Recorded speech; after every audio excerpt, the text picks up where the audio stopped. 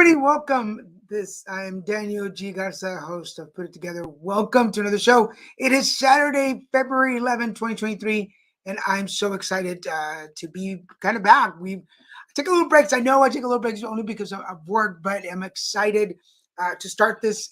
This is my 11th year hosting a show, and I'm really excited. I made a countdown, and this is why I started numbering the shows, because I forgot to keep numbering.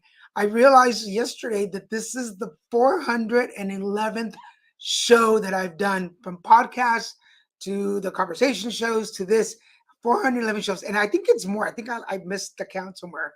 But somebody asked me, how many shows do you think you have? About 300? I was like, no, I have 300 just on one show.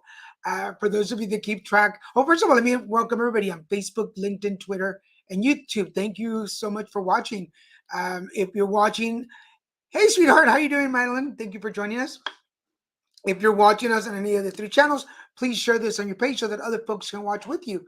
And if you're watching us on YouTube, scroll down, hit the subscribe button and the notification bell, and let you know every time there's a new show on the air. And remember, we've got on Mondays, we've got Insightful coming up with some new shows. We've got Wednesdays with Christian and Daniel. On Fridays, we've got Zodiacs with Wayne. And on Saturdays, we've got Put It Together live streams with our special guest. And then on Mondays, horoscopes across all of my platforms, all of my channels. You can catch my horoscopes for the week. So make sure you follow those. On the horoscopes, if you're watching on the horoscopes, if you comment or if you tell me what your sign is, I will respond with some additional info for you so you could get some additional information. I want to remind you that these shows are interactive, so we want you to participate. So if any time during the show you have a question or a comment, please share with us. And just like I did with Madeline, I will make sure to show it on the air. And we want to recognize you for watching, which we got in a lot of good crowd on our Wednesday Christian and Daniel show. We're so happy that we have such a loyal following. We really appreciate the folks that join us because y'all make the show. You help us make the show. Which, by the way, I want to give out a shout out to my guest today. Unfortunately, I did have a scheduled guest for today, but at the last minute, Jay Goldinger called me and said his puppy, he had a puppy emergency. So we want to wish him and send him all the best. He is the nonprofit leader, and he was going to share some information with us, but I'll make sure to reschedule with him and have him back on the show. But if you don't mind, everybody out there, just send his puppy some good vibes. Make sure that everything comes out okay. We'll see about rescheduling the show for another time. So because he's titled as the director of the shows, somebody had to jump in and take over the guest spot. So I have none other than... Ta-da! It's me, Christian Ramirez, and I'm the special guest star today. So my title underneath says special guest star. That's what it says, special guest star. I should let me give you the credit that you deserve. Special guest star. Just like I can't remember. There's so many shows that have the special guest star for like the entire 10 years run of the show. There we go. Special guest star, Christian P. Ramirez.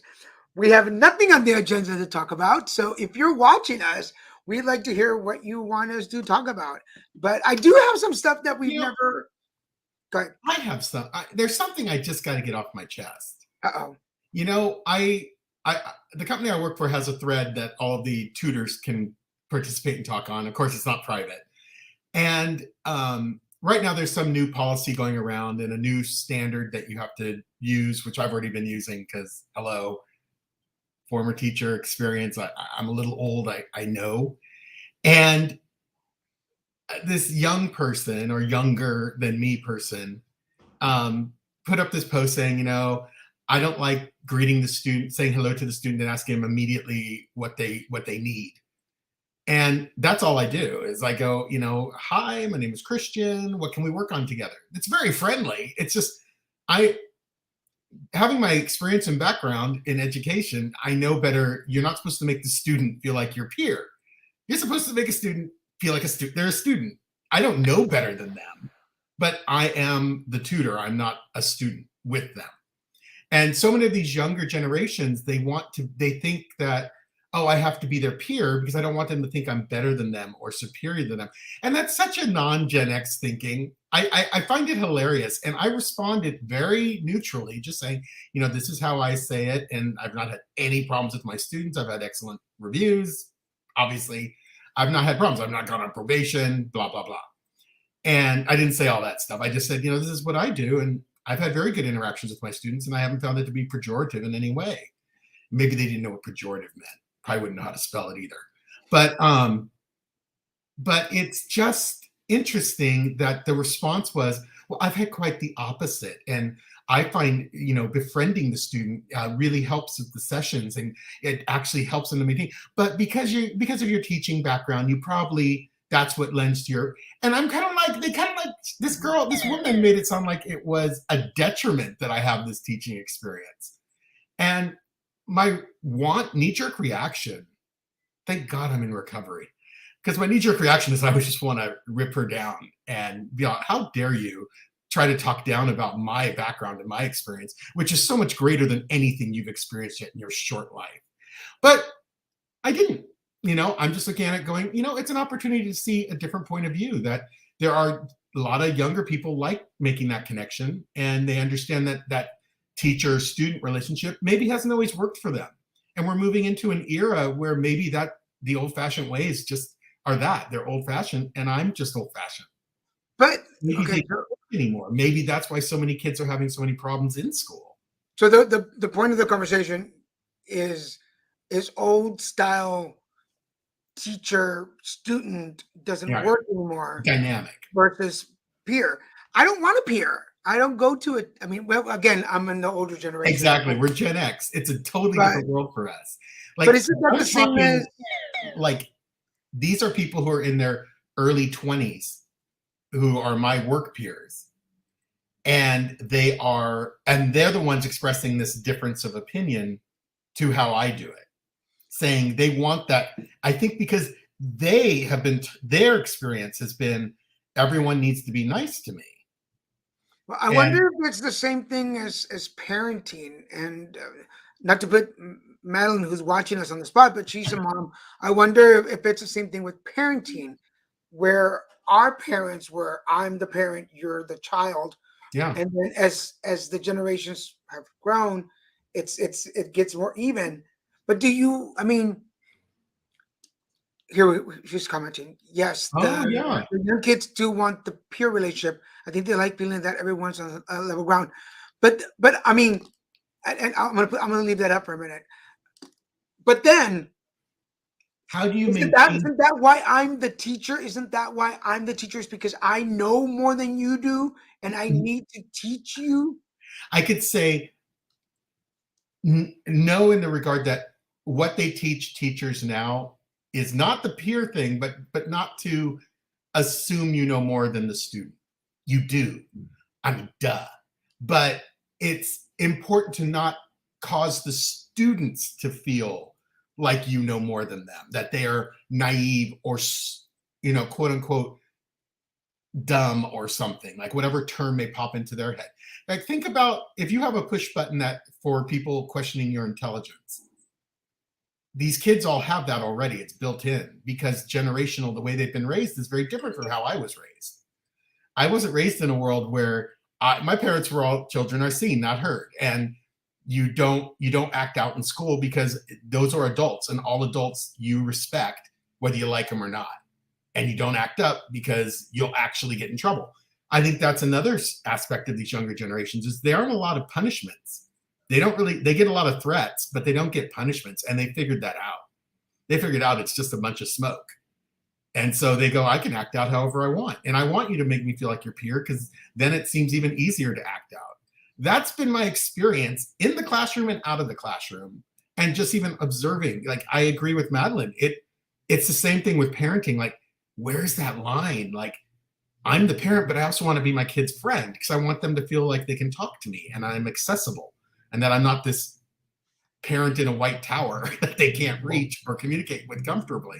And I remember that dynamic with my goddaughter. I remember having to figure that out too and navigate that.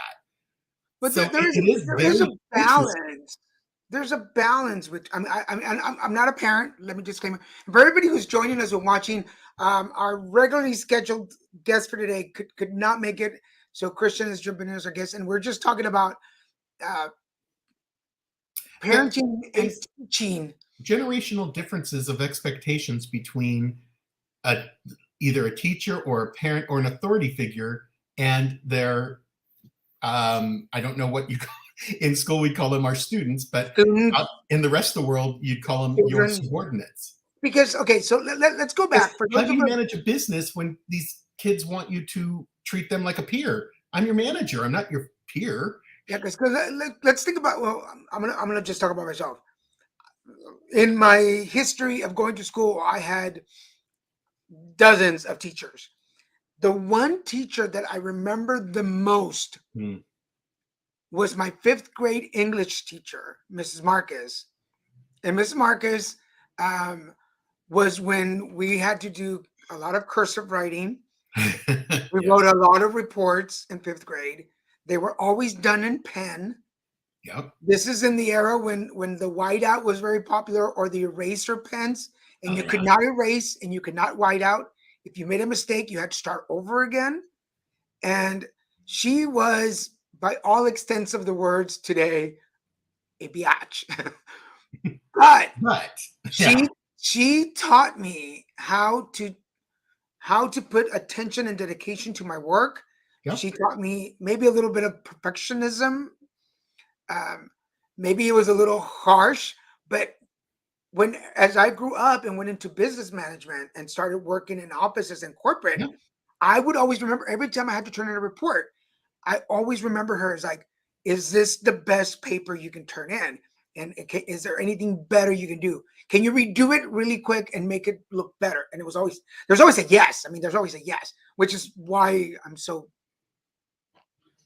anal about things And now. that's an interesting experience because So you parents, see, you look back and you know that you may have thought she was a B word then, but you realize she was the most passionate and caring teacher you had because the others didn't care enough to put that much energy into it. and mind you, there were teachers that I remember Mrs. Shields, who was like my she was my sixth grade choir teacher. She was the art teacher. I remember Mhm. Miss Fields. She was really cool. Miss Ferrer, who was my fourth grade teacher, and she was really awesome. She really wanted me to do the best. But the one that I remember the most, Exactly. oh, Mrs. Marcus. Mrs. Marcus. She You know, can you put Madeline's original back up? The but for parenting? You know, it's true. It's a delicate balance. You want their trust, which they only feel trust when you're on their level and not towering over them. It is the hardest dynamic to overcome. And you know, Madeline has raised a younger generation individual. She's absolutely breathtaking and amazing. So I'm not criticizing anything about that. But she understands, I know Madeline gets that how difficult that balance is, and that these younger generation, Gen Ys, they have a certain expectation of feeling they don't they don't react well to the boss subordinate, the teacher student, and you see my hand motions because that's how I learned it was like teacher student. And I think what I experienced on my work thread is that the people I'm talking to don't have they have zero tolerance and appreciation for a authority figure. Well, yeah, basically an authority figure. I They mean, don't appreciate the authority or the referent, what they call referent authority, which is that the authority that you're supposed to just give naturally, like say to a police officer when they pull you over. You don't just look at them and go and say what you want to hey, them. dude. You give them that referent respect, which I was taught. But these younger generations don't do that. They'll get pulled over and they'll tell the police officer exactly what they think of them Because because this comment, they don't appreciate that referent authority because they don't believe it's valid. They think it's old world, old because this fashioned. comment is Yeah. for those of you that know me for a while, I still work in the promotion and marketing world, where I work with a lot of younger people, where there's the client, the manager of the event. Yes. Well, sometimes it's me, sometimes I'm under the manager leading a group, And usually they're like these 20 something kids. I'm 52.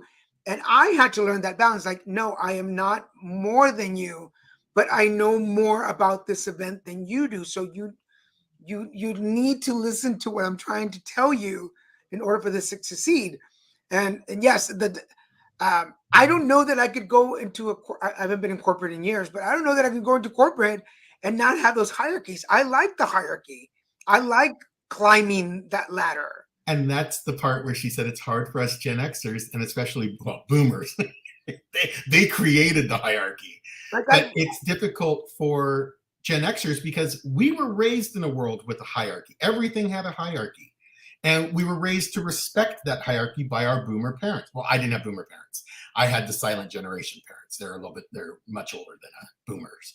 But still, it was that concept still carried through because my parents technically would have raised a boomer if they had children at a younger age. So it's interesting that two generations were raised with that concept of strict hierarchies and you respect the hierarchy. It's almost like the military where there's a chain of command and you just respect the chain of command without question. There's no, oh, I don't feel good about my sergeant because he yelled at me, so I'm going to go to my lieutenant and complain. You don't get to do that in the military. And that's kind of how I feel like that's how Gen Xers were kind of raised. Like, you just respect the authority and you give that referent authority to whatever adult is, taking their time to communicate with you. Yeah. And that doesn't exist anymore. It just does. The kids do not believe in it. And it can be a very good thing. Going into a job, like when I graduated from business school and I went to my first job, and even though I knew all this stuff, and okay, and I'm gonna say this because we were the younger generation. There was a point where we were young, when we were in our 20s, and we were starting to the world. And I remember being 20, graduating from school, going to my first job, and I wanted to be part of the sales team because that was the most important. And they were like, "No, you're starting on the floor answering phones," and I was like, "Oh, the nerve." You mean I don't get to be at the top? And this is going to date me. This is so going to date me, but it's true. It was because I was one of the few people that knew how to work Lotus and Excel, which was just shifting at that time. It was just starting to shift. And they were like, "Yes, when we need you, we'll send you to do a special project, but you're not part of the sales team." I was like, "Oh." But then when they needed me, I was like, "You got to beg now because you need me." But then I was with that company for like 3 years, and the first year I was able to climb the ladder because I knew stuff and I could prove myself. And then I was part of the team, and then I was like, "Okay, cool." But I feel like I feel like every time young people, there's that new generation, we're all in that. Like I'm better. I learn better. I'm smarter. Or we're more evolved than yeah. Because my parents which is not true. Yeah, God bless my parents. Like my mom, rest her soul, she only did first grade, so she did not have education. True story from what I know is my mom worked as a maid, and she would take the newspapers home, and that's how she really learned how to read, by reading the newspapers. But my mom was a very smart, intelligent woman, and my dad only did up to sixth grade, and because but I grew up thinking from the time that I was like in the fourth or fifth grade, because they couldn't help me with my homework anymore because I was in advanced classes, that I was better than them. I was like, I'm better. Like I won't play. That's what drove me to get my master's degree. Part of it was I just wanted to pass my father. I wanted to be better than him, which in every way I kind of was. But that's the intention of. Isn't that the intention? But that was motivation. I got my degree. You can't take that away from me. So, but isn't that the intention of parenting? And I think this conversation is good because we're about to be godparents, and we're going to influence a young person, and so it's important. He doesn't even have a generation name yet. The idea is that I would want him to be better than me. I would want him to have more advantages. I want him to learn the best that he can. And what's strange is I don't want him to just give respect or that referent authority. I don't want that for anyone. I didn't teach Katia to just respect an adult because to me that's like also the same as I respect the adult, so I'll climb into their van with candy. It's like, no, I want you to question everyone and everything. You have a right to question it. I was taught not to, and it's weird that that's my mind. That's how when I was spending that time with Katia, it taught me, I wanted that. I didn't want her to just roll over and say, you're the authority figure. I told her, never do that. No one's an authority figure. Everyone can be questioned. They're only human. And it doesn't matter how old or young they are. Don't just roll over. Always question. And I'm thinking exactly what I'm saying is counter to what I was criticizing, but I just don't like it when it's applied to me. I'm not ridiculous. I understand. I don't like it when you don't have to respect it, but me, just respect me. And I think that's what bugged me was I did feel like my background was being disrespected a bit. Oh well, yeah, you were a teacher, so that's probably why you have that thought process. It wasn't, it probably wasn't said in that spirit, but that's how I interpreted it, because again, these are text messages, they're not voice messages. So I don't know whether she was just being respectful and saying, yeah, that's your experience, and I understand that, and I believe that. But yeah, be sure to put up the earlier one. No, the one before it. I did. I didn't see you do that. You didn't do it. Yeah. I wonder how that works in the military now. I agree, because the generation is so different, but the military is one of the most rigid environments. Like you have to. Because to be an effective soldier, you can't question authority. You can't, they can't have you. It's like they have to that's why boot camp is so hard, because they're trying to break you mentally. They're not even trying to break you physically. It's breaking you mentally so that they can rebuild you to be a good soldier and to do what needs to be done, even if that includes taking another life. Well, that's amazing. And I agree. These new recruits, these kids must be hitting a wall so quickly. And I wonder what their attrition rate is now. I wonder if the numbers are going down that actually make it through boot camp. Yeah, that's a great question, Adeline. This is so true. And yes. For Latinos, because for people who follow us and know us, when I present at about HIV in the Latino community, or even anal cancer, I talk about the religion, the social norms, and the culture that hides behind stigma and shame in the Latino community. Do you still just talking about generational differences? I don't feel like this younger generation hides anymore.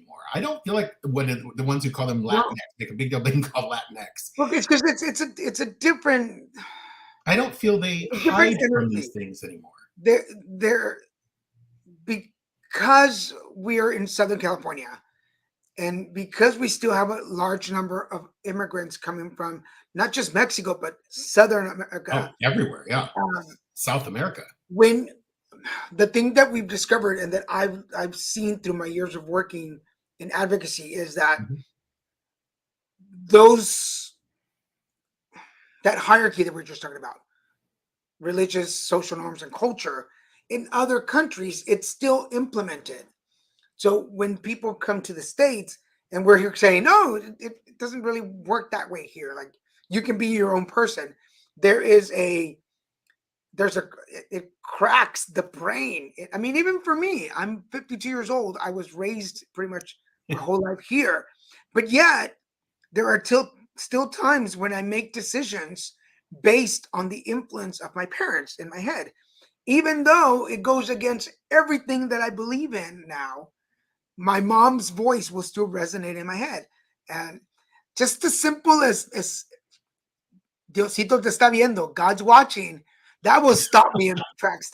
That will still stop me in my tracks. Like, my response to that is like, well, then he's getting one heck of a show, isn't he? Yeah, I went the opposite direction of you. Religion does not humble me. It does not. I'm very different from you in that regard. As Madeline was saying, like, for the Latinos, ma'am and sir, like, mande, pardon me, like, all those things. Yeah, mamas and abuelitas. Girl, that voice lingers, man. That voice lingers. Yeah. I hear my mom all the time. Like, she wasn't Latina. the idea, for instance, the Latinx concept that comes up. Um, Yes. I'm not a fan of Latinx.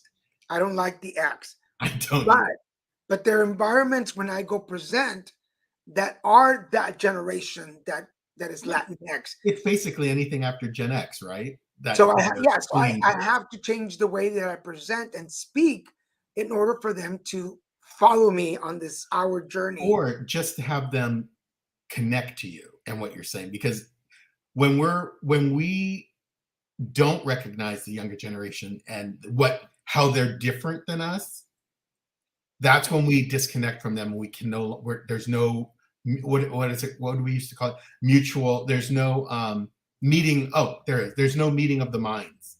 Yeah. You can't meet the mind of someone that you don't understand or comprehend or are It- unwilling to. So that's kind of like it all of this like just reels back to that concept that Madeline said. She hit it right on the nose, that Gen Xers and especially boomers, who are the generation before us, this is the hardest time for us to adjust, because both generations were raised so differently than these younger generations, which are coming into power. They're coming into their world. This is becoming their world. We are the past guard. We are the old guard now. Our children are the current guard. Yep, right there. Oh Yeah, yeah. there. Oh yeah. Yeah, we talk about Latino because we come from the Latin Because culture, we're all but Latino. Yeah. there are so many. I mean, Oh, the think same about thing holds in the Black culture too. yeah, Black culture it's very similar to like basically it seems like rooted all in the people of culture. color are not that, we're all 9 degrees. We're not that far apart in how our societies function, like with this strict hierarchy and strict authoritarian style of Well, society. think about what's happening in and please forgive me, I don't remember the country, but in the Middle East, where the ladies when the Took off their Olympics Habibs. when in the Olympics when they took off her. Habib. Yes, and she nobody knew where she was. Like nobody knows what happened to her. And people and then the woman who Yeah. accidentally took it off at a meeting and she was attacked and died. And how the women rebelled It's against legal. that. Yeah, and Their that's assassinations a are legal. that's a form of what we like for me to talk back to my parents in public. Yeah. Like No. even in my 20s and 30s, I mean, now my mom's not around anymore and I don't see my dad often, but to in my younger years to have done that, I still remember one time after my parents had retired and moved to the ranch in Mexico, and my sisters and I were at the ranch all together, and I don't remember what the conversation led, and this is how much I erased that moment, but I remember my dad coming to us three and going, "We need to talk to y'all." Oh my God! I mean, you could see us all scrambling, like, "What did I do? Like, what happened?" Like, and And look at this each is other long like after you guys were adults. we were adults. I must have been in my 30s. And you still reacted with So that I'm in my of 30s, like, my sister in my 40s, my other sister in her 50s, and we're all like, "What did you do? What did you do?" And I'm not gonna lie, there were tears. Like, I don't know what I did. What is gonna happen? you're just like, we're in big trouble. We're in big And trouble. That's what all that meant. I think the conversation was all that like they wanted to throw a party or something was gonna happen, and Yeah. we're like, "Oh, so we're not in trouble." It's like no, but just the mere fact of my dad saying, "We need to talk to you." Yes, the fear and intimidation. Yes, yes. Yeah, absolutely. So when people tell me nowadays, like, I need to talk to you, it's like, Like, yeah, because yeah, you've been pre-programmed to have that reaction. yeah. Just like when someone says, I'm very disappointed in you. Oh, That hurts more than if you oh, beat me, or if you that psychologically is one of my buttons. When someone says, I'm really disappointed in you, that's the ultimate, for me, that's the ultimate fail. Like whoever this is, I've completely failed them. And like there's no recovery. You just failed them. And just you have to accept that they're just going to be disappointed in you for the rest of your time. for everybody watching, this is put it together live stream. My guest today, unfortunately, could not make it on the show. We want to send a big hello to Jay Goldinger, who could not make it today. He is the nonprofit leader and expert. Unfortunately, he had an emergency, so he was not able to make And it. we certainly hope his little Yes. companion is going to be okay. Send him all the best vibe. We will reschedule him for another episode. But Christian was kind enough to jump in the last minute, and As the director of the as the special guest star, Christian Ramirez. I just laugh, guys. Oh man, yeah. Oh yeah, like just saying it ourselves triggers. It's trigger. You look at a mirror and you just. I'd rather you call me all kinds of names and just tell me you're mad at me and I can fix that. I would rather you call me all the horrible things like the F word, meaning not the 4-letter word, but the other one. Take my tacos. Take my Mexican Coke. Tell me I'm ugly. Tell me I'm fat. I'm ugly. I don't deserve. I'd be better than when you say I'm disappointed in you. It's like that is the ultimate punishing words to say to me, and it does. It gives me chills. I've never said that to Katia. So I refuse to say that to any child I will have any involvement in their upbringing with, because I said no, I'm never going to say that to them because that puts that trigger. Before we move on to another conversation, for anybody watching us, what are trigger comments? What are some things that authority figures, parents, bosses, teachers have said to you or say to you that trigger you, that put you in that space like, oh crap? Let us know how long you've worked for a boss. Sometimes bosses will say that, like, I'm very disappointed in what you've done this quarter. And you're like, are you firing me? I'm fired. They're going to let me go because that's the ultimate. Disappointment is the ultimate, but they may not mean it. To them, it may not have that meaning because it's a professional environment, but still you react that way inside. You're like, oh, they're letting me go. They're laying me off. I'm pretty sure I've shared this story before. I went to business school and my computer teacher, he was the one teaching us all these programs. He was a former military. He was a Marine, hardcore Marine. And you would turn in your paper. So, like, I don't need this one, but you would turn in your paper. You would print out. It would take for hours. It would take forever. Matrix printer. This is 1990, so y'all can put a reference right. So you would be like, click, click, click, click, click, click. And this is when you had to do the at some parentheses. Oh, so you were writing code. You had to write your own codes. Yeah, so. You're all excited because your little paper's being and then you would happily tear off the ends, and I would go to him, and I'm gonna say his last name was Jones. I'm just gonna throw that out there. So you go to Mr. Jones and you're like, here's my paper, and he would look at it and go, oh. All that pride. And you'd be like, he's like, it was wrong, do it again. And you're like, what? But what? he was that kind of teacher that he was like, you didn't get a grade. You either showed up for class. If you were 5 minutes late, he's like, this is your job right now. Your job is to show up and do your work. And if I don't like your work and you don't know what you're doing, I'm not. But then at the end of the class, he would kind of go, okay, this is what was right. This is what was wrong. But during the hour, you were on the clock, and he's like, I'm your boss, and you have to present your best work. But he also taught us collaboration, because he would run over to one of our classmates and go, what are you doing? Can I see yours? Like, you passed. Like he signed off on your paper. It's not a secret. Why don't you share what you did? Yeah. So we would like share, like, this is what I did, but you couldn't copy it, right? You had to do your own thing. Well, yeah. But that's what. I like that spirit. That's what set me up for success in work. I'll be honest, the reason that I did not succeed was drugs and alcohol. But when I was not, I was pretty good at my job because I was very detail oriented, and I knew I paid attention to all the, which is why I get jobs now. So, well, believe I've said that to Inara, and she literally put down. But oh my God, yes. saying that phrase is worse than any physical abuse or physical reaction a parent could have to a child, is saying I'm disappointed in you. It will break any kid down, particularly if they've been raised in an environment where they're taught, you don't want to disappoint your parents ever.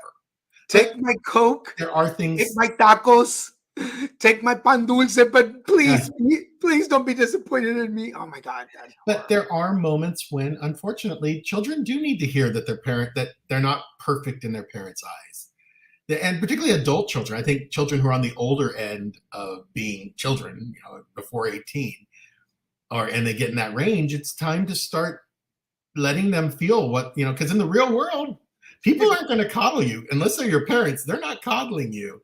They're going to tell you exactly what's up and how it is. And, you know, yeah, yeah. Just like I just happen to know Inara relocated, and I know how tough relocation can be. And it's always interesting that's when I think you get the biggest taste of the real world, is when you leave your parents' house.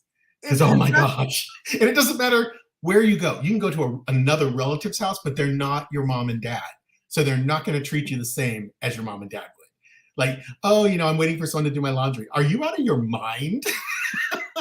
Or I'm waiting for this to be cleaned. Are you serious? Or my dishes are in the sink. Excuse me? well, There's I a don't know dish. that a lot of people, not a lot of people know this, but We're paying your own um, bills. I went to high school in Mexico, and my last semester of high school, because it was 4 semesters, I ended up living in a boarding house with his family, and I Mhm. was expected to do my own laundry. Uh, there were chores. There were days when I had to do the dishes. Um, Yeah. there were house cleaning days. I was there for 7 months. There were, like, on the weekends we had to clean house, and I had my chores to do, Oh and yeah. they rotated. Like, either you swept or you mopped or you dusted, but you were expected to do. And they were doing construction when I was living there. They were building up, so there was always dust and dirt and things to clean up. So you had a Like, lot of work. yeah, I work to do, but I was expected to do that and still go to school. And I was a teenager. I was sneaking out to bars and stuff, but don't do that. But But but that structure lends to sanity. yeah, It but I lends to learned. learning these So habits. when people talk about me being so, like, independent and resilient and resourceful, it comes from that experience. It comes from living in somebody else's house and them going, "You want clean clothes for school? There's a Yeah. washing machine." Yeah. This is, and we lived. It was one of those people in Mexico. It was a washing machine that just spun your clothes. It didn't dry it. It just, you had to hang up your clothes. And Was there a burro outside running on a little belt? You made it sound like did you beat your clothes on the rock at the river, oh, Daniel? actually, smart At least ass. some lie Yes, I know how to wash my clothes on a on the on a. back of a burro. No, we had cows, Oh, but I'm the cow. we The lived in the horse. city, Christian. That's ridiculous. Um, I'm but only. no, because before you threw them in the washer, which there was a washboard, a Yeah. metal washboard, and Like you you would. actually used a washboard in your life? Yeah, yeah. I know how to wash my clothes on a washboard, and Wow. With yeah, like lye, with like a or soap of some yeah. like For those. those of you in I see at the Mexico, 99-cent store, they still epote, sell those bars of, epote, yeah, yeah. I don't know yeah, what it's called, but yeah. The sote soap, the big soaps, yeah. or and sometimes it's powder soap, but same company. But you would stand there and So heat. you put the clothes on the Ripley thing, and you can tell it's a little silly city boy on the Ripley thing, and then you rub the soap over it really And the hard, clothes, yeah, and and the that's clothes. the actual agitation and way to get the dirt out. Yeah, it's kind of like you're kneading your clothes, but then if something Hmm. got stained, you had to boil water hot and put a little bleach in there and throw your whites in there. And, like, Oh, I know how to wash clothes by hand if I have to. So yeah, yeah. But I learned that in high school. And wow. yeah, You yeah. see, and that is a difference in being in a in a different country than the United States, because here we take it for granted that everywhere you go, there's basically a place that will wash your clothes automatically. But that aside, we're talking about authorities and watching, seeing my sister Juanita, who lives in Mexico, do that before we had Yeah. washer and dryers. Yeah. Watching her do that is what taught me how to do it. Like I learned by watching. Yeah. And there were times when she would be like, I would get home from school and she was doing laundry and she was like, come out here and talk to me. Because I went to school, junior high and high school in Mexico. Right. And unbeknownst to me, by watching her, I was learning something. She Yeah. didn't she didn't particularly say, I'm gonna teach you how to do laundry. No, But no, no. but by her That's saying, the environmental effect yeah, of an upbringing is when you're just in the environment where these activities take place, you learn that. yeah, Like if you stood in the kitchen with her every time she cooked, you'd learn to cook all those things that she knew how to cook. yeah. And you Like learn the nuances by watching like one of my favorite meals, and if you know me, you know this. One of my favorite meals is ground beef and corn. I love ground beef and corn. That is one of my her. favorite He meals. does. He does. One of my What is favorite it? meals. It's my go-to when I'm feeling sad or I want to Yeah. celebrate. I learned that from my sister Nancy, watching her, and I've never been able to make it like her. She has this particular seasoning that, That we haven't but figured out yet. but it's from her. That is so interesting, Madeline. Same Yeah, thing. I think that's fascinating. You guys learned how to wash clothes on a washboard. yeah, it's hard work. Yeah, yeah, and how Oh, to, yeah, that's why people didn't have weight problems in the old world. They weren't fat because they worked out every day. yeah, like Everything you did was literally a physical workout. yeah, Like they didn't making, have indoor water, so they had to bring buckets of water in that could be drank yeah, and used to wash things like vegetables and things. You yeah. had to go to the garden to get your own vegetables. You didn't just drive to the supermarket. Well, my Have someone. parents' ranch, which my sister still runs it, but my parents' ranch had a well. We moved into that ranch when there was no water. We had to bring tanks of water and a back of pickups to have water to do cook and wash and whatever. Yeah, that's But potable. Yeah. they actually we have a well there. There's a well. That's where the water comes from. Um, but when before everything, Oh, there wasn't even uh, electricity, right? I mean, in given the necessity, I could light a fire if needed. No. We'd learned that.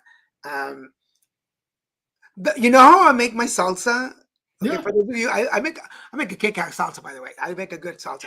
And Madeline and I both can attest to that. but originally the salsa, when we would go out to the ranch, my aunt's husband would boil everything together, and then they would wash the bottom of a beer can or a Coke can or I mean, a Oh, bottle, oh, okay. a glass bottle, and they And they would use mash. that as the masher. Yeah, he would mash the Wow. tomatoes and the peppers with the bottom of a glass bottle, and that's how he would mash it. So there was, I mean, so given the necessity, we as my whole family probably knows how to do this because we were Oh, all there. yeah. But we Nice. could all make a dinner out On a in a fire, field, open flame. yeah, without major tools. Like there's a like I don't know that I could immediately do it, but the memory muscle. But again, going back to the initial conversation, that comes from watching the Exactly. older. Observing. Because what do you? We didn't have electricity. We didn't have a blender or a Well, stove. that's what fascinated me when you told me stories about the ranch when you were younger. No electricity, no running water. My mom was born in 1921, and God rest her soul, she grew up on a ranch, what she called a mud ranch in outside of Casper, Wyoming, so in the middle of nowhere. And she she like she tells me stories and they sound like yours. Like no electricity, no running water. There's an outhouse that she and her sisters, which for women I think would be more torturous than for men. Um, Particularly, she would say in the winter, having to trudge through the snow and use an outhouse was. She goes like, let me put it this way: my mom had a great appreciation for the modern world. She had a great appreciation for indoor plumbing, indoor and electricity, indoor electricity. Yeah, yeah. Yeah, Well, you know what? Your grandmother is probably the same age and generation as my mom. They're the silent generation because they grew up. They came up through the Depression, and they learned those old ways. Because no one could afford it when washing machines came out. No one could afford them except for the ultra rich. Just and like your mom and my everything, mom just like were all about the same technology age. now. Our moms were about the same age, so Our um, moms? yeah, Oh yeah, yeah. absolutely. But And they both kind of went people, the same way. for anybody who's watching the episode or listening, what I'm talking about the ranch, this is in the 80s. So Yes, in the I'm 80s, talking. yeah, in the 80s, we're talking about our parents. I'm My comparing parents' the ranch, 1920s to Daniel's yeah, 80s the ranch. ranch was in the Sorry, 80s 80s, ranch. and when we first bought the ranch, it was an orchard. They used to sell the oranges to the orange juice plant that was down the Oh, road. I love that. So we had oranges growing up. I mean, we had oranges all the time. But we would go there and light a fire, and we would sleep around the fire until we got this house, which was a manufactured home. And then they Yeah. built it. And then we didn't have electricity. We didn't have heaters. Or So we running had water. lamps for everything. It was very little house on the prairie. Yeah. With Like the house was the most advanced thing yeah, on the block. we had an outhouse forever. You showered in this little square that they built that would just, if you imagine, if you ever watched Oh yeah, yeah. MASH, where they had just a little divider, that was the shower, and there was a bucket, and you scooped water on you, That's what I and was going to say because you made it very clear there wasn't running water either. So up until you we had got to the learn. well, You like it's almost like what city folk would call camping, yeah, like roughing we it. would go camping, yeah, that's what it was, and we would cook everything outside, and if we were there during the winter and it was freezing, you still had to go outside to cook stuff. And go to the bathroom. Until finally, like Fire. over the years, they got a pump for the well to get Yeah. water, and then we finally got we started bringing in gas tanks to cook. But then you had to wait for the truck to come and fill them up. So it was very rural. And but again, to tie the conversation to the beginning of the show, I learned all this by watching my parents, and Yeah. because my parents made me do some of these things when I was younger is that I now could like depend myself. Like I have a tortilla press to make corn tortillas, but if you didn't have one, you got two plates and you squished the two plates together and you made the Yeah. tortilla. And Yeah. so there's a lot to Yeah. it. There's a lot to it. I think there's a lot to be said for, unfortunately, the silent generation are almost all gone. They don't really, they're getting, if they're alive, they're in their late 90s going towards 100. So there aren't many left who could really teach anyone younger these old ways, because sometimes these old ways can save your life. Like if I always think, like, if for some reason I didn't have access to a dishwasher. I mean, not a dishwasher. I know how to wash a dish. I mean, like laundry, like a washing machine and a dryer. And I had to figure out, how am I going to wash my clothes? I know I could use the detergent pods, pop them, put them in the sink. I know how to agitate clothes. I know how to do the basics, Not, I watched my mom when I was young. She didn't. I know we weren't in a river by a river with the Ripley board thing, the washboard. You didn't live in a van by the river? I know. The fact I don't even know what the washboard, I keep messing up on what the name is because I have no experience with it. But my mom did, and she, not only did I mean, I didn't get to learn. I learned a lot of things in my, to be honest, in my Boy Scout troop. I'm not an advocate of the Boy Scouts, unfortunately, anymore, but because of things that have happened over the decades. But I learned a lot being in the Boy Scouts because they forced you to learn some of those old world things that modern kids don't think they need to know. But if you get stuck somewhere, or if you're out in the middle of nowhere and you need to know how to sterilize water without a pill, and how to start a fire without matches, and you're always told to be prepared. Like, you're in your car, you should have a kit for if you do get stuck in the middle of nowhere, that you could at least have a fire starter, a way to stay warm, have a solar blanket, so you can sleep in that. There's a lot of things you should have in your car just as a safety precaution. That's what Boy Scouts kind of taught me, that's one of their big things, is be prepared. But with the world, the way things are going, it's like that. Yeah. Can we survive the apocalypse? You have to know how to do all these things. Well, I mean, and I don't think a lot of kids know this anymore.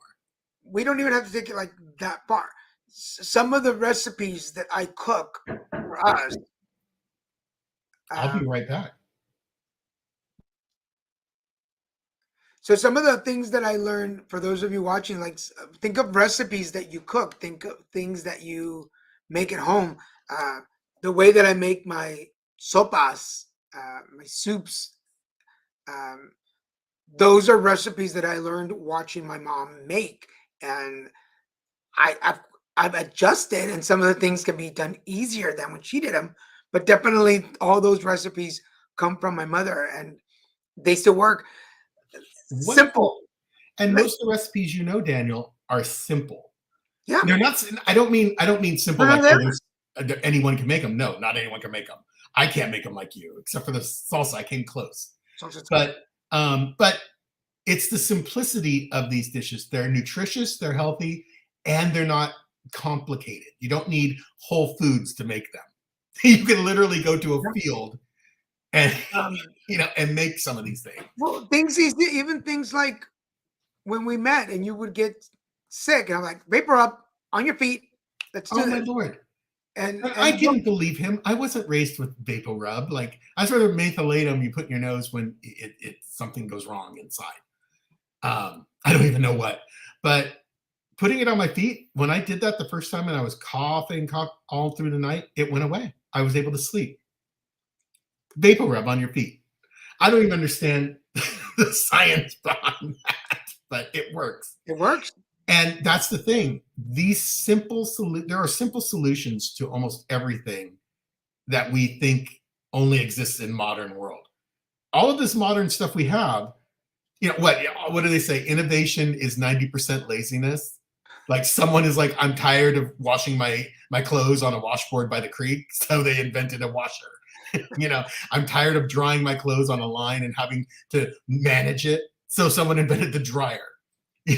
I mean, these things didn't just come up. They came up like because someone didn't want to do the work anymore. But people forget it's easy to go back. Like my parents had a cabin up in Lake Tahoe, and it was super primitive. Like, well, let me say, for a city boy, it was super primitive. We still had electricity and indoor plumbing. So I say primitive to Daniel, it's like insulting him. It's like, no, that's a beautiful cabin. And it was on Lake Tahoe. But anyway, it's beautiful up there. But for me, that was a rugged environment because there was only like a couple plugs. And this was before cell phones and laptops. And, this is long before all that. This is when you still went outside to enjoy your life. And I just remember going up there and I'd be mad because there was no TV, no cable TV. There was nothing up there but reading, board games, and, you had indoor plumbing and electricity. And the rest was, my parents didn't do a lot of grocery shopping. They'd buy like eggs and like a few pounds of meat because I'm the only child, so we didn't eat a lot. And the rest would be like, my dad saw, we're going to go down to the lake and we're going to go fishing for trout. You want to have protein tonight? We're going to go catch it. And no, did we catch squirrels or not? My dad wasn't a hunter, but I learned to fish. I learned that patience and how you have to be really still. And, you have to just relying on nature to catch that fish. I remember catching the first trout, and it was so amazing to me. And he taught me how to strip it down, or my mom taught me how to get all the scales off, and then how to fillet it. And it was amazing. But that, from a city boy, that was a super primitive experience for me. Like, I really didn't like going up there for that reason, because there was no entertainment to me.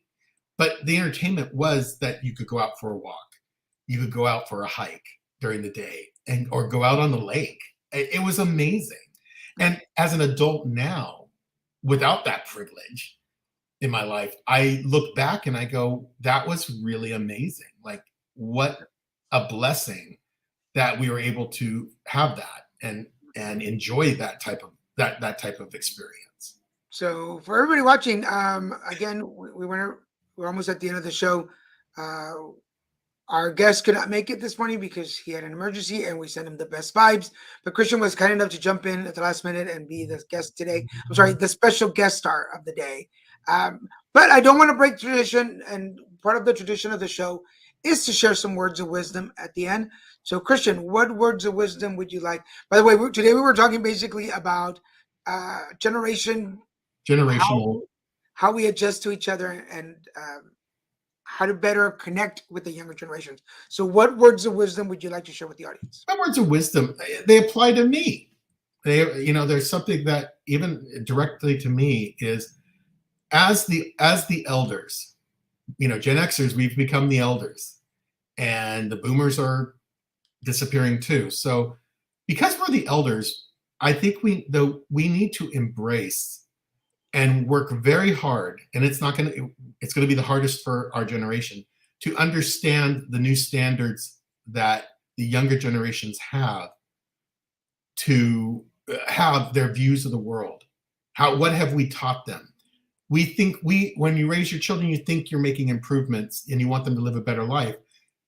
We can't ignore that we raised them to have a better life, and that if the way we raise them is to question authority and not just sit back on their haunches and give respect where it's not earned, then we need to embrace that and accept that and be patient. That we need to be patient and understanding. And I'm saying this to myself for what I experienced today on that chat. To now, I have to be more tolerant. As I expected tolerance when I was young, and as a gay man coming out, I expected tolerance. I got to do the same thing. So let's be tolerant, flexible, and understanding, because the reed flexes in the river. If it didn't flex, the river would eat the reed, destroy the reed. So thank you. Thank you for joining us, Madeline, today. Your comments Thank were you, Madeline. an excellent addition to the show. And Pasha, thank you for joining us. So good to see you here. I missed last Wednesday joining y'all, but I will come back on Wednesdays to join y'all for. They have a really cool mastermind group with Paul, our friend Paul. Oh, okay. So, and I'll be reaching out to you. I'd love to have you here on Put It Together for an interview. You have some really great thoughts that I would love to share. And because you're coming in late, it's not usually this type of format that we've done today. We changed a little bit today. But here's Christian's Facebook page. If you want to follow him, this is where you can follow him to get him asking more questions. Not because he's my partner, but because of his education background and working with children. He's got some great insight. So if you have children, if you teach children, if you like some different insight, please reach out to him. He's an excellent source of information. If you want to follow us on our page, littlemexicproductions.com, you can find out about all the shows we have on the network. Again, reminding you, on Mondays, we've got Insightful, a movie review show. We realized that the program that we were doing didn't quite work, so we're structuring it just a little bit. But we'll be back soon with we're going to be doing more updated movies. The show is about movies that influence, motivate us, and maybe irritated us. And we want to have guest co-hosts on the show. So if there's a movie that inspired you, motivates you, or just completely pisses you off, tell us about it and come on the show and be a guest co-host. On Wednesdays, we've got the Christian and Daniel show. On Fridays, we've got Zodiacs with my co-host Wayne. And on Saturdays, Put It Together live stream, where you can come and talk about your life, what motivates you, where you come from, where you are now, and what's your story. And the idea of today's show is to motivate and inspire other people to go after their dreams and goals. So what is your motivation? Come and talk to us. Come join us. Other than that, we're coming to. Thank you for jumping in, babe. I appreciate it. Absolutely. Thank you for asking. Always happy to support, and I always got your back. That just got you another extra special Christmas gift at the end of the year. I wish I could do the little happy food dance that our little nephew does. Right. I do want to remind y'all, we will not be having Christian and Daniel this week. I am in Boston. I'm very excited because I get to, I don't know, I think I deleted here it is. I get to participate in a PBS show, Living with Cancer. This is going to be taped February 15th. So if you're in the Boston area, you can still get tickets. It's an in-person at GBH station. For those of you that are young enough, you'll remember that WGBH is where the old Zoom show was filmed. A lot of those PBS shows were at the WGBH station. So I get to go back. It's one of my childhood dreams to be in that studio. So I get to be that. It's called Stories from the Stage. What's the other history, Daniel? WGBH is where Julia Childs Oh, launched well, her I didn't know career about her when I was a kid, so I just with the French cooking with yeah. Julia Which Childs. she wasn't in my frame of thoughts when I was a kid. Zoom was the big thing for me. But Stories from the Stage is co-sponsored by Count Me In, which is a DNA uh, check service, so you can send in your spit and they will create your profile. I work with them. It's He kind of like meant saliva, folks, not spit. well, it's saliva, it's spit. It's been good. May I finish, please? And so, Stories from the Stage is in collaboration with Count Me In, which I am part of their brand ambassador program. So, if you're in the Boston area, check it out, Living with Cancer. But it will be sharing on PBS. So when it finally airs, I will let you know. So anyway, now you may make a joke if you want to. All right. So anything else before we go? No, I think tolerance is always a wonderful lesson. Turd. Anyway, thank you everybody for joining us. We will see you. In a few weeks. Yes, in a few weeks with a full week of shows, insightful. Christian and Daniel, Zodiacs, and put it together. And please join us for Insightful because, like I said, we're reformatting it. It's our infant show. So just like Christian and Daniel, like that first episode is nothing like we do now. So it's just evolution, and we're trying to evolve it to where it be more what you guys want to see. And please let us know what you want to see. And we just celebrated 100 years, 100 episodes. 100 years together, Daniel. 100 years. Feels really good.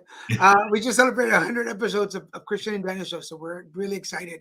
I know there was one thing.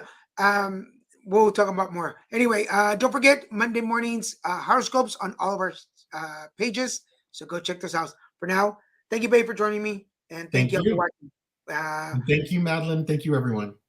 And this is Put It Together. We'll see you next time. Bye bye.